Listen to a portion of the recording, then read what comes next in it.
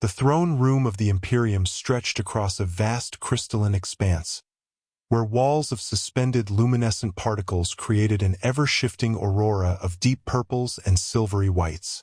Queen Solaris sat elevated on her dais, a structure that rose 3 stories above the polished obsidian floor, surrounded by floating spheres of concentrated starlight that pulsed in rhythm with her heartbeat.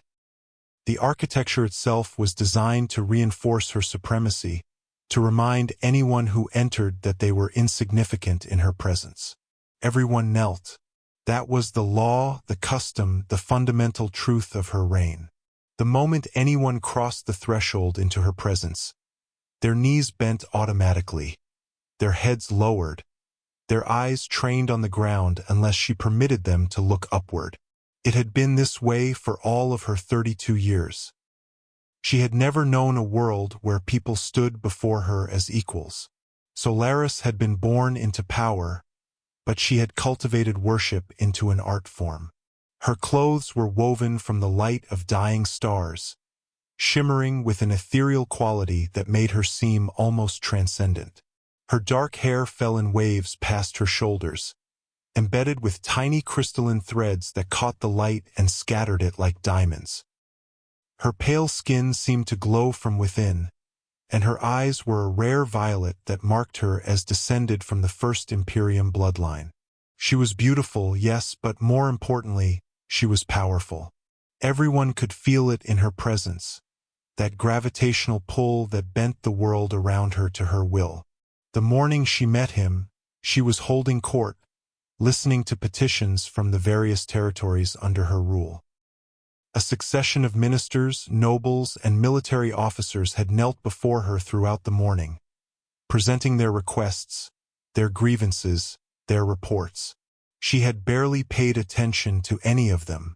Her consciousness was elsewhere, considering the political situation in the outer territories, the brewing discontent among certain factions, the delicate balance she maintained across 17 star systems. Then the doors to the throne room opened again, and the Chamberlain announced the arrival of Commander Darius, recently appointed to oversee the northern military installations. She expected him to kneel like all the others. She was already preparing the words of dismissal, planning to grant him perhaps 2 minutes of her time before moving on to the next petitioner. But when he walked into the throne room, something felt different. The air itself seemed to shift, to wait. Darius entered with a measured stride, his boots echoing against the obsidian floor. He was tall, perhaps 6'4", with the broad shoulders and muscular frame of someone who had spent his life in military service. His uniform was perfectly pressed, a deep navy blue with silver insignia marking his rank, but it was his bearing that caught Solaris's attention. He stood straight, his shoulders were back, his head was level, his chin neither raised defiantly nor lowered in supplication. He simply walked to the center of the throne room and stood. He stood. Solaris felt something shift in her chest, a sensation unfamiliar and almost alarming. The guards nearest to him reacted immediately, stepping forward with weapons drawn, their faces darkening with fury at this unprecedented breach of protocol. The entire court fell silent, all eyes turning toward the commander who had committed the unthinkable transgression of remaining on his feet. Solaris raised her hand, and the guards froze mid-motion. She leaned forward slightly on her throne, her violet eyes narrowing as she studied this man who had somehow managed to remain standing in her presence. Her voice, when she spoke, was soft but carried an edge that could cut through steel. "Commander Darius," she said, deliberately pronouncing his name with a slight lift at the end, turning it into a question. "You seem to have forgotten the protocols of the throne room." Kalen did not flinch. He did not look away. His gray eyes met hers, and in them, she saw no fear, no weakness, no hint of the obsequiousness she had come to expect from everyone. Instead, she saw respect, yes, but it was the respect of one intelligent being toward another, not the base worship of a subordinate toward their deity. "I have not forgotten your majesty," he said, his voice steady and calm. "I have chosen to stand." The court erupted in chaos.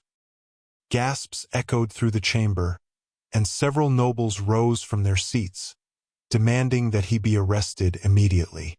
The guards gripped their weapons tighter, waiting for the order to strike him down. But Solaris held up her hand again, and the room fell into a tense silence. She descended from her throne. This alone was extraordinary. Solaris did not move. Solaris did not walk among her subjects. The mountain did not come down to the valley. This was a fundamental law of the Imperium. Yet she found herself standing, her feet carrying her down the crystalline steps of her dais toward this man who dared to stand before her. The distance between them closed step by step. Kalen did not step back. He did not lower his gaze. When Solaris was close enough to touch him, close enough that she had to look up only slightly to maintain eye contact, she paused. "You know what the penalty for this is," she said quietly, her voice pitched low so that only he could hear. "Execution. Public execution, made into a spectacle that will be broadcast across all 17 systems. Your name will be erased from history." "I am aware," Kalen replied, and there was something almost sad in his tone. "But I came here to speak with you as one military strategist to another, to discuss the reallocation of resources in the northern sector, to suggest a more efficient distribution of our defensive capabilities. I could not do that on my knees, Your Majesty. I could not do that as a supplicant. The ideas I have are too important to be presented from a position of weakness." Something twisted in Solaris's chest, a feeling almost like desire but different, more complex. She had never been challenged like this. She had been desired before, in distant, reverent ways, but always from below, always with the worshipper's awe of the untouchable divine. This man was offering her something else entirely, the possibility of being seen, truly seen, not as a queen, but as a person worth standing before. "Walk with me," she said, and she turned away from him, extending her hand slightly, not in the way a queen extends her hand for a subject to kiss, but in the way one person offers their hand to another. After a moment's hesitation, Kalen took it. The court watched in stunned silence as their queen walked through the halls of her palace hand in hand with the man who had just committed the unthinkable. Guards tried to follow, but Solaris waved them away without looking back. She led Kalen through corridors lined with tapestries depicting her victories, past chambers where advisors whispered in urgent tones about what would happen next. She took him to her private chambers, the inner sanctum that no one but her closest attendants had ever entered. The room was stunning, a vast space where one entire wall was a viewport looking out onto the starfield around their world. Planets hung in the darkness like jewels, and nebulae painted the cosmos in shades of pink and green and deep indigo. The rest of the chamber was decorated in minimalist elegance, with furniture that seemed to float slightly above the ground, held in place by carefully calibrated gravitational fields. Everything was designed to soothe and inspire, to be a refuge from the exhausting weight of ruling an empire. Solaris released his hand and walked to the viewport, gazing out at the stars. For several moments, neither of them spoke. "You have a wife?" she asked finally, her voice carefully neutral. "No," Kaelen replied. "No family at all. I was born in the military academies, trained since childhood. The Imperium is my family, Your Majesty. And yet you defy it." "I defer to your wisdom," Kalen said, and she could hear the careful word choice. "But I have learned that power unquestioned becomes tyranny, that an empire survives not through worship but through the honest counsel of those who can think critically. You are a brilliant strategist, Your Majesty." Your military record, your diplomatic triumphs, I have studied them all.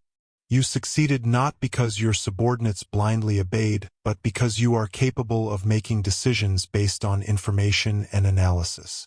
Solaris turned to look at him.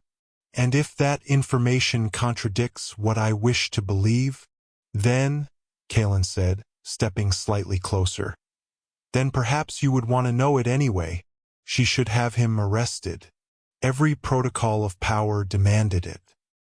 Every lesson she had learned about maintaining the hierarchy of the Imperium told her that this man was a threat, that his very existence as a standing presence before her was a crack in the facade that held her empire together.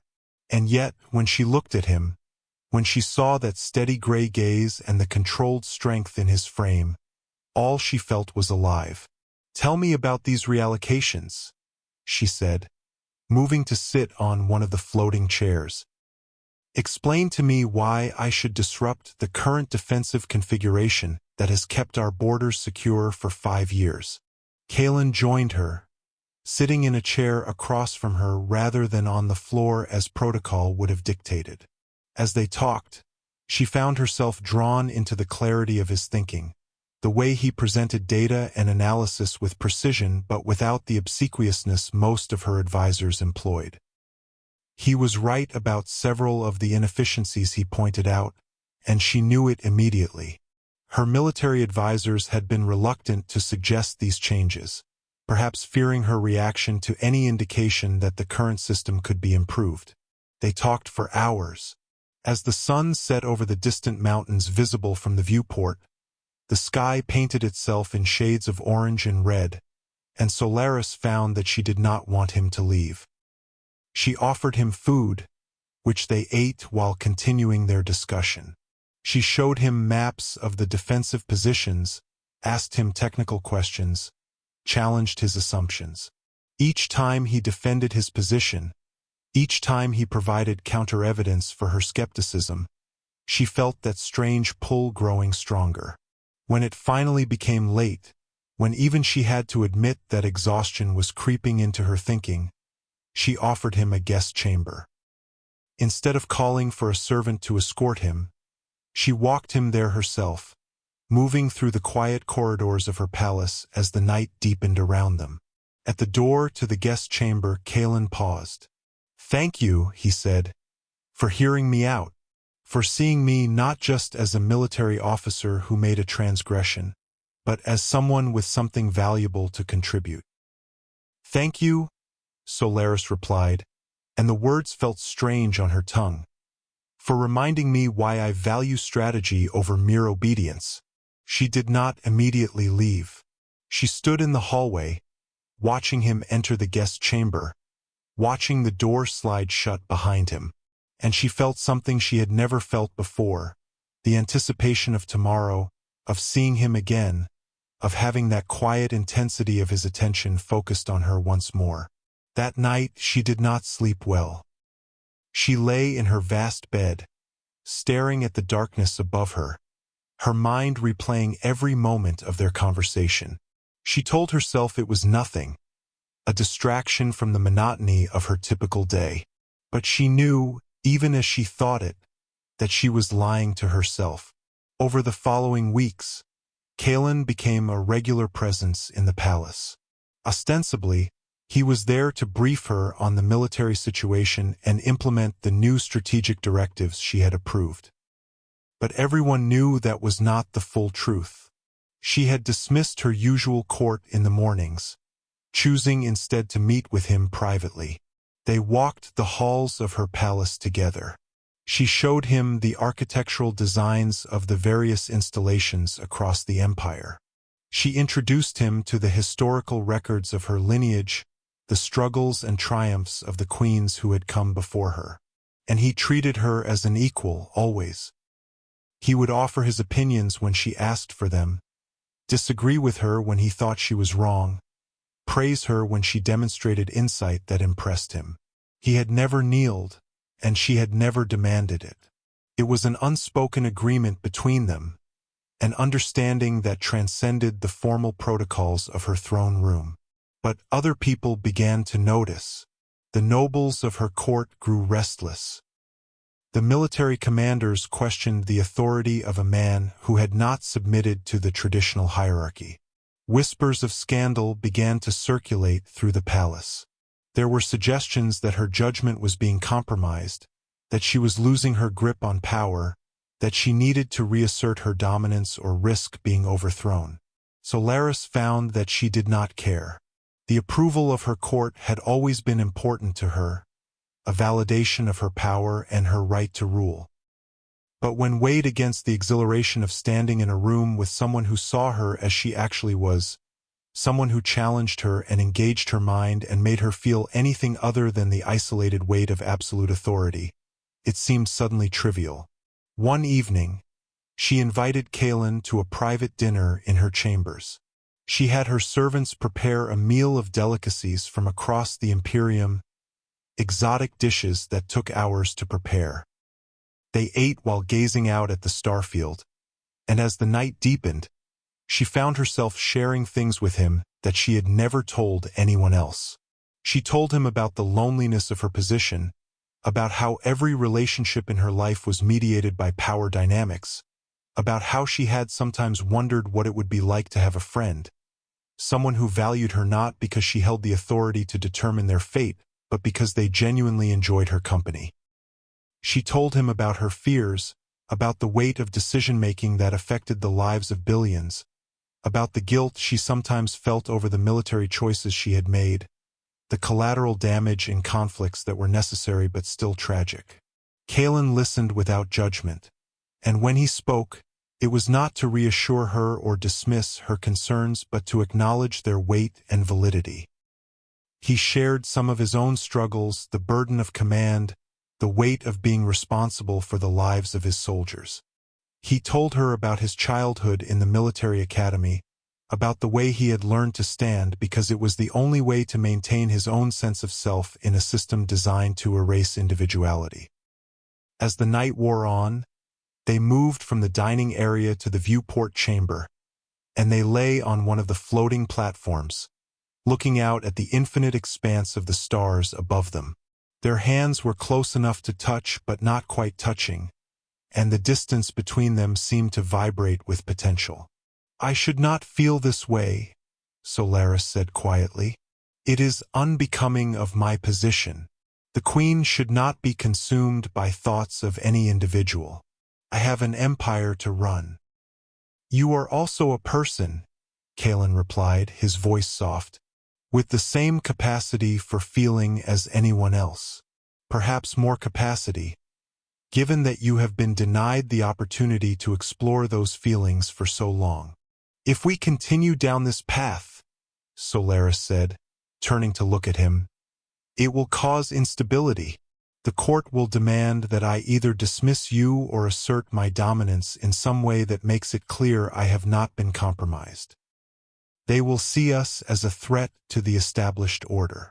Then perhaps," Kalen said, turning to face her, "the established order needs to be threatened." He reached out and took her hand, threading his fingers through hers with a tenderness that seemed almost shocking given the controlled strength in his grip. Solaris found herself moving closer to him, drawn by a force that felt as inevitable as gravity. Their lips met, and it was nothing like the formal ceremonies she had participated in, nothing like the distant worship she had received from others. It was genuine and present and terrifying in its intimacy. When they finally separated, Solaris felt as though the entire structure of her world had shifted. Everything she had built her identity around, everything that defined her position and her power, suddenly seemed less important than the simple fact of his presence next to her. "We will face consequences," she whispered against his shoulder. "Yes," Kalen agreed, "but they will be worth it." The next morning, Solaris made a decision that sent shockwaves through the Imperium. She convened the full court and made an announcement that violated centuries of tradition. She promoted Kalen Darius to the position of strategic advisor to the crown, a rank that placed him only slightly below her in the formal hierarchy. More provocatively, She declared that from that moment forward, all military and governmental leaders would have the option to stand in her presence if they wished to conduct official business.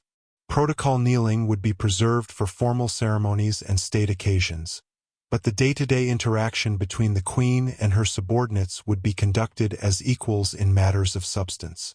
The court exploded. Conservative nobles demanded her abdication. Military commanders questioned the stability of an empire that abandoned its fundamental traditions. There were rumors of rebellion forming in the outer territories. Several regions began stockpiling weapons and positioning troops as though preparing for civil war. But Solaris was not concerned.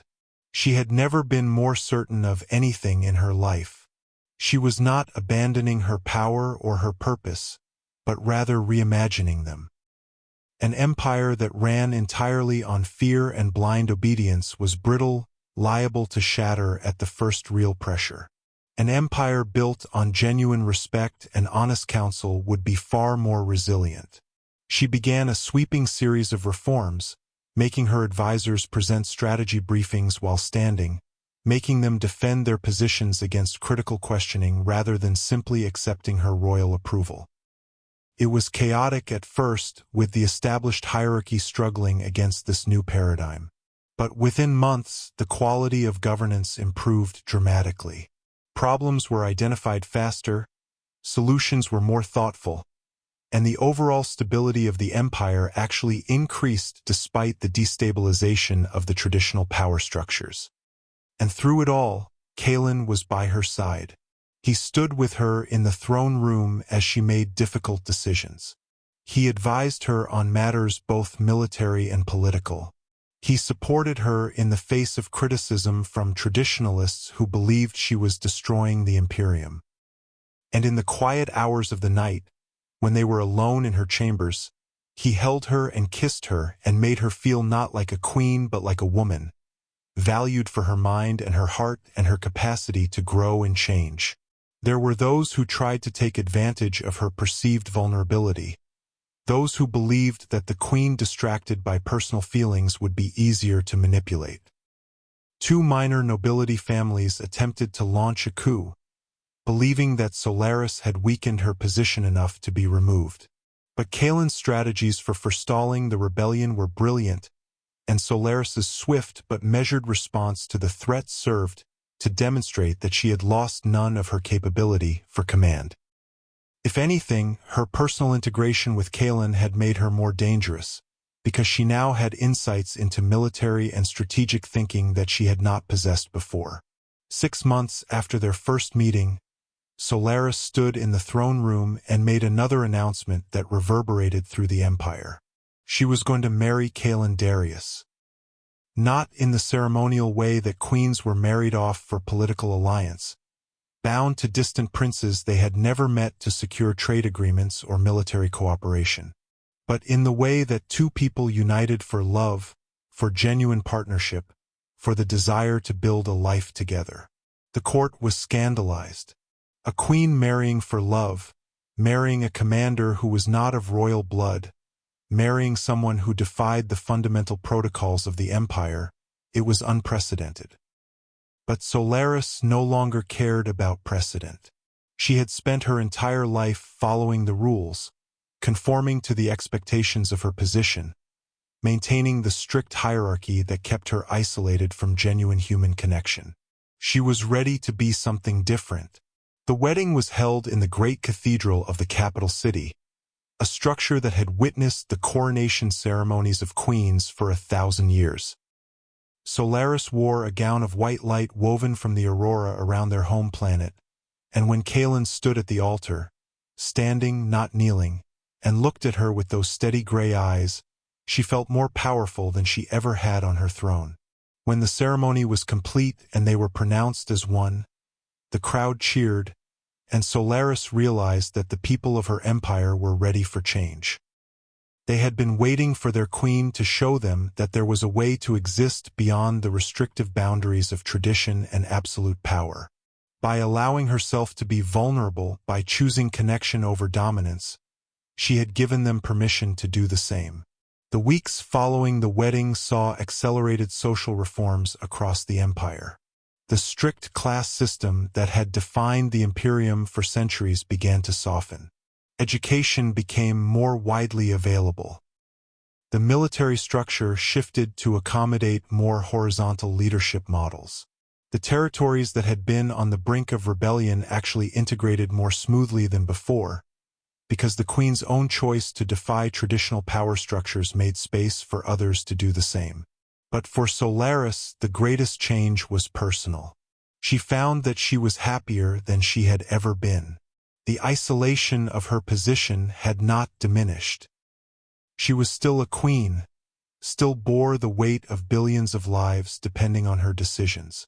But now she had someone to share that burden with, someone who understood the complexities of command and strategy, someone who had chosen to stand beside her not because she forced him to but because he wanted to. One evening, a year after their meeting, Solaris stood at the viewport in their private chambers, watching the stars whirl slowly through their eternal dance. Kalen approached from behind and wrapped his arms around her, and she leaned back into his embrace, feeling the solid reassurance of his presence. "Do you regret it?" she asked, though she already knew the answer. "All the chaos your decision to stand has caused? All the traditions you disrupted?" "No," Kalen said firmly, resting his chin on her shoulder. "Do you?" Solaris thought about the empire she was building, the one that valued truth-telling and strategic thinking over blind obedience. She thought about the happiness of her people, the way morale in the military had actually improved since the reforms were implemented, the way problems were now solved more quickly because people felt empowered to contribute their ideas. She thought about how she felt in her own skin now, how she was no longer performing the role of the queen but actually being herself. "Not for a moment," she said, turning in his arms to face him. "I spent my life believing that power came from making others kneel, from maintaining dominance through fear and tradition. I didn't realize that true power comes from connection, from building something with someone rather than ruling over them."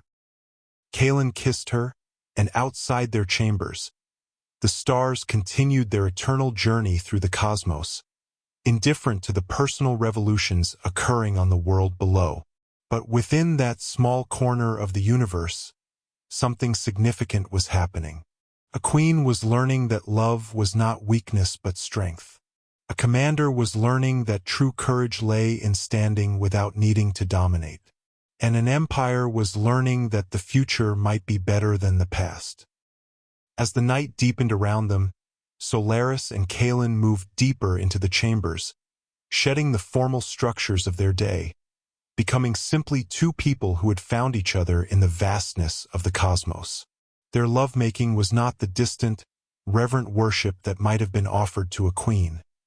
It was intimate and present and equal, a conversation of touch and breath that affirmed again and again that they saw each other and valued each other fully. In the months that followed, the reforms continued. Solaris established the Council of Strategic Minds, a body of the Empire's best thinkers who were empowered to challenge her decisions and offer alternative perspectives. She made educational reform a priority, ensuring that citizens across the Empire had access to the skills needed to advance themselves. She began working on a new constitutional structure for the Imperium, one that would distribute power more broadly while still maintaining the stability necessary for a large galactic civilization. Kalen worked at her side throughout, not as a subordinate but as a full partner. They spent their mornings in official business, their afternoons studying strategic texts together and debating approaches to various challenges, their evenings discussing the philosophy behind their reforms. They argued sometimes fiercely and with passion, but they always ended up closer for it, having worked through an idea together and arrived at a place of deeper understanding. But their greatest challenge came from an unexpected direction.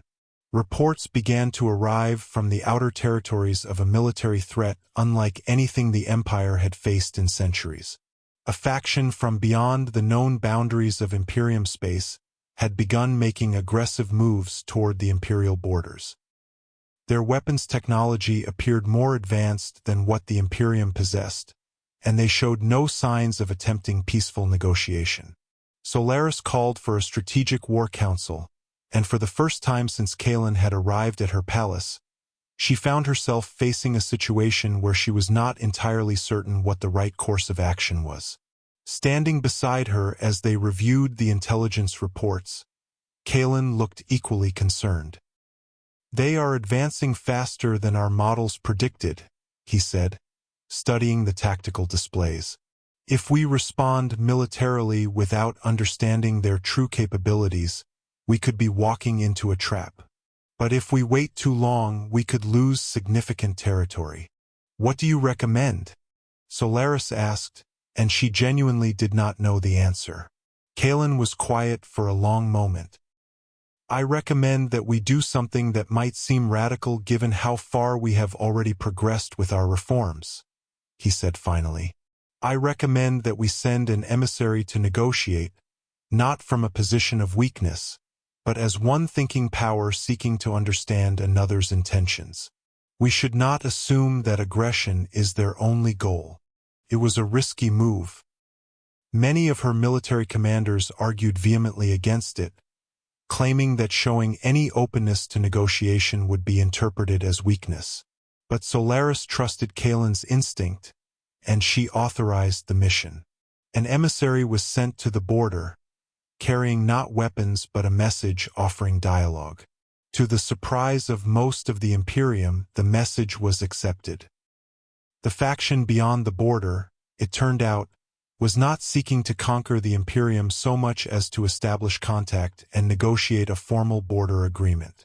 There had been a miscommunication in their initial approach, an aggressive posturing that each side had interpreted as hostile intent.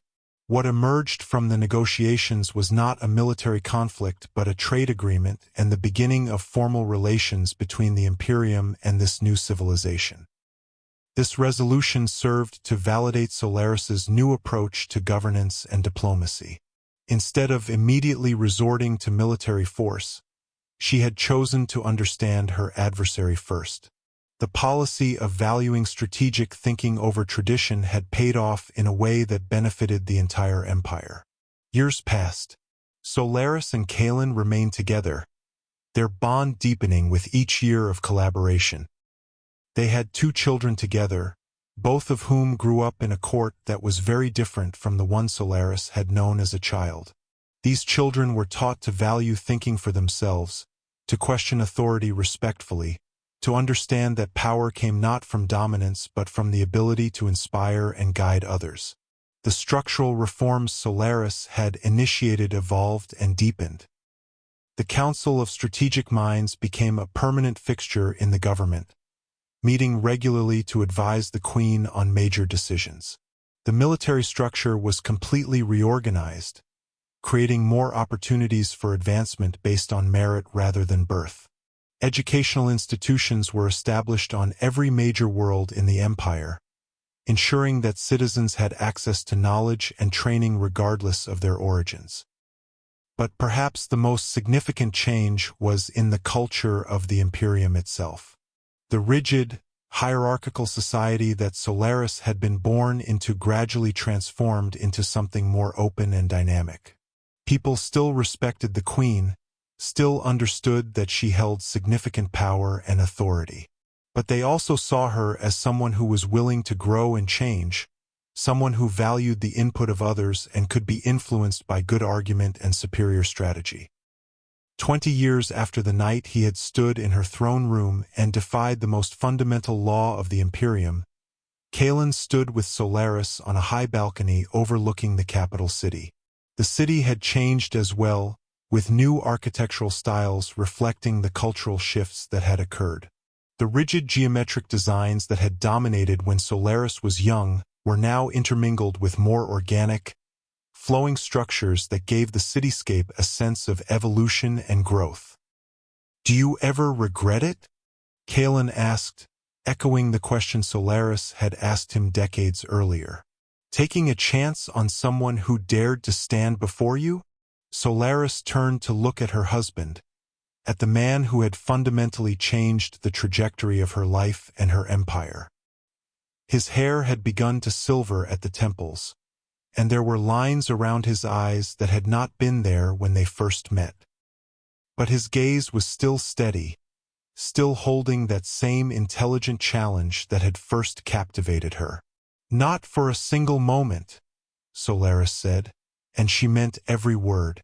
"You taught me that the greatest power comes not from making others bow but from standing with them as an equal. You showed me that the most important moments in life are not the ones spent on a throne, but the quiet ones spent with someone you trust and love." She took his hand, and they stood together watching the sun set over their city, the sky painting itself in shades of orange and pink as it had so many years before. But now Solaris understood the meaning of that beauty in a way she had not then.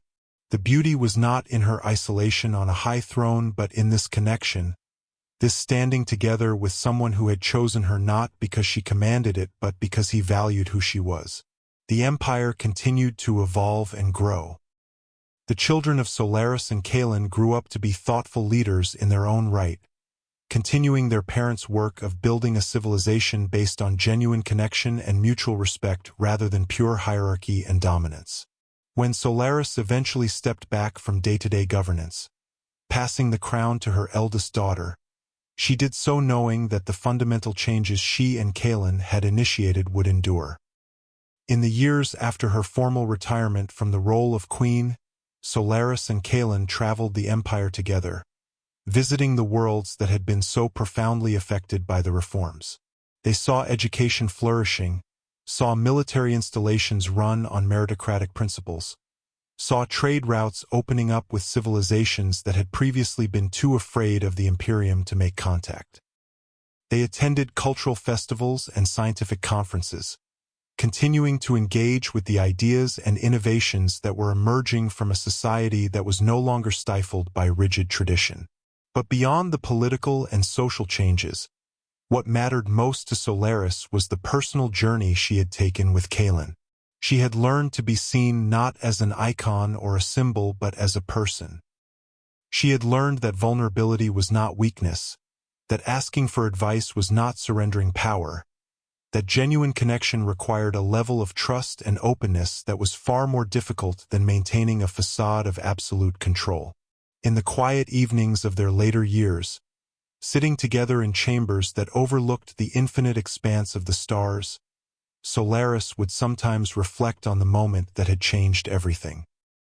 She would think of Kalen standing in her throne room, his back straight, his head held high, meeting her eyes with no fear. She would remember how shocking that had been, how contrary to everything she had been taught about the natural order of the universe. And she would be grateful for his defiance, for his courage, for his willingness to see her not as a queen to be worshipped but as a person to be loved. "I was so alone," she said to him once, during one of these reflective evenings. "I didn't even realize how alone I was until I met you." Kalen pulled her close, and his arms around her felt like home, like the answer to a question she had been asking her entire life without knowing it. "You were never meant to be alone," he said. "You were meant to stand with someone, to build something together, to create a life that was about more than just power and dominance." "I know," Solaris said, and she did. After all the years, after all the changes and the reforms and the evolution of her empire, she finally understood what it meant to truly live rather than simply to rule. The stars wheeled overhead, indifferent to human emotion or consequence, but within the small sphere of their world, within the heart of the queen who had learned to let go of absolute control, there was a kind of happiness that was deeper and more sustaining than anything the throne had ever offered. It was the happiness of being known and loved, not despite her power but alongside it, incorporated into a whole person who was neither diminished by her past nor enslaved by her future but fully alive in the present. And as she stood with Kalen, feeling the steady beat of his heart against her back, feeling his breath warm against her neck, Solaris understood that this was what she had been searching for all along. Not worship, not adoration, not the endless parade of subjects kneeling before her, but this genuine connection with another person, the standing together as equals, the willingness to see each other fully and to choose, again and again, to stay. The years continued to pass, and life went on in the Empire and beyond. New challenges emerged and were met with the strategic thinking and collaborative approach that Solaris and Kalen had pioneered. Other couples throughout the Imperium saw their queen's choice to marry for love and felt empowered to do the same, to prioritize genuine connection over political advantage. The military trained a new generation of officers in the principles of strategic partnership rather than blind obedience. Scientists and philosophers continued to build on the intellectual foundations that had been established when the Empire had opened itself to the free exchange of ideas. But for Solaris, the greatest triumph was not in any of these systemic changes or civilizational advances. It was in the daily reality of waking next to someone who saw her completely, who challenged her, who made her laugh, who stood with her through every difficulty. It was in knowing that she had made the right choice in turning her empire upside down for the sake of love and truth. And in the end, when Solaris looked back on her reign and her life, what she remembered most vividly was not the grand reforms or the diplomatic victories or the military triumphs. She remembered a moment in a vast throne room, when a man stood instead of kneeling, and in doing so, gave a queen permission to be human. She remembered the fear and the exhilaration of stepping down from her throne and taking his hand. She remembered all the moments after that when he stood beside her not in submission but in partnership, making her feel less alone than she had ever felt in her entire life. That was the legacy that mattered, she realized. Not the empire she had transformed, though that was important, but the personal revolution she had undergone. The journey from isolation to connection, from absolute power to shared authority, from worship to love. And she had Kalen to thank for it, the man who had dared to stand before his queen and in doing so, had taught her what it meant to finally, truly live. The story of Solaris and Kalen became legend within the Imperium, told and retold to new generations as an example of how courage could change not just one person's life, but the trajectory of an entire civilization. But for those who had lived through it, who had known them personally, the most important part of the story was not the grand political narrative. It was the simple fact that a queen had found love with a man who saw her not as a symbol or a throne but as a person worthy of standing beside as an equal, and that in allowing herself to be loved that way, she had discovered a happiness and fulfillment that no amount of power from a throne could ever provide. And in the end, that was the most revolutionary act of all.